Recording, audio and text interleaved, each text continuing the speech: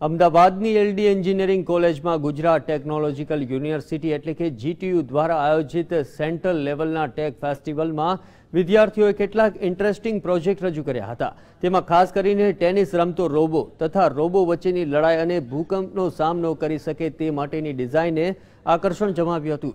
ગુજરાતની જુદી જુદી 7 એન્જિનિયરિંગ કોલેજ તથા પુણે અને ગાઝિયાબાદની કોલેજના વિદ્યાર્થીઓએ પણ પોતાના નવીન પ્રોજેક્ટ સાથે હાજર રહ્યા હતા. આ ફેસ્ટિવલમાં ભાગ લેવા માટે લગભગ 10,000 વિદ્યાર્થીઓએ રજીસ્ટ્રેશન કરાવ્યું છે. ફેસ્ટિવલમાં ઘણા બધા પ્રોજેક્ટ્સ હતા, પરંતુ કેટલાક પ્રોજેક્ટ્સ સૌનું ધ્યાન ખેંચતા હતા. તેમાં સૌ પહેલા વાત કરીએ ટેનિસ રમતા રોબોની, જેને સૌથી આકર્ષણ જમાવ્યું હતું. આ છે ટેનિસ રમતો રોબો. તેનું નામ અપાયું છે રોબો શટર સ્ટ્રાઇકર. આ પ્રોજેક્ટમાં 1 થી વધારે કોલેજોએ ભાગ લીધો હતો.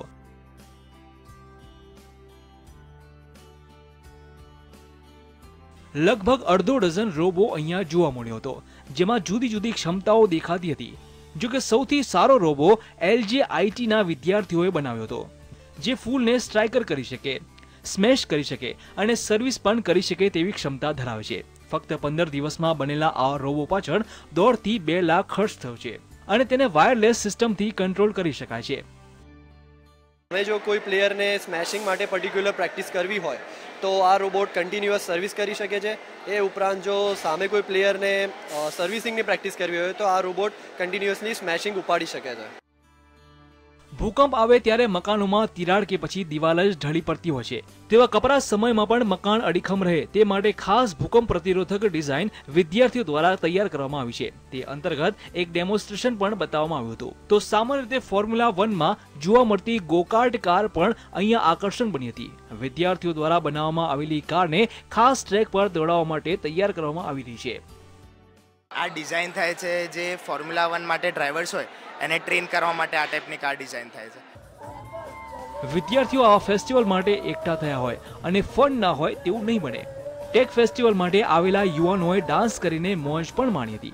મોજની સાથે આ ફેસ્ટિવલમાં ઘણું જાણવા અને શીખવા મળશે તે પણ વિદ્યાર્થીઓ જાણે છે, કેમ કે આ પ્રકારના ફેસ્ટિવલમાં જાણીતી કંપનીના પ્રતિનિધિઓ પણ આવતા હોય છે. જુદા જુદા 6 પ્રકારના વર્કશોપનું પણ આયોજન કરવામાં આવ્યું છે. ઉપરાંત સ્પર્ધામાં ક્વિઝ કોમ્પિટિશન યોજાઈ હતી, જેમાં ક્વિઝ માસ્ટર જે રામાનંદન, વિક્રમ જોશી, સુરા મેનન અને કુશન પટેલે ભાગ લીધો. આ જ રીતે સાયન્ટિસ્ટ, બિઝનેસ લીડર અને ઉદ્યોગ સાહસિકોએ પણ ભાગ લીધો હતો. પહેલી વખત જીટીયુના ટેક ફેસ્ટમાં ઇસરો, ઓરેકલ અને મોઝિલા જેવી સંસ્થાઓ પણ જોડાઈ રહી છે.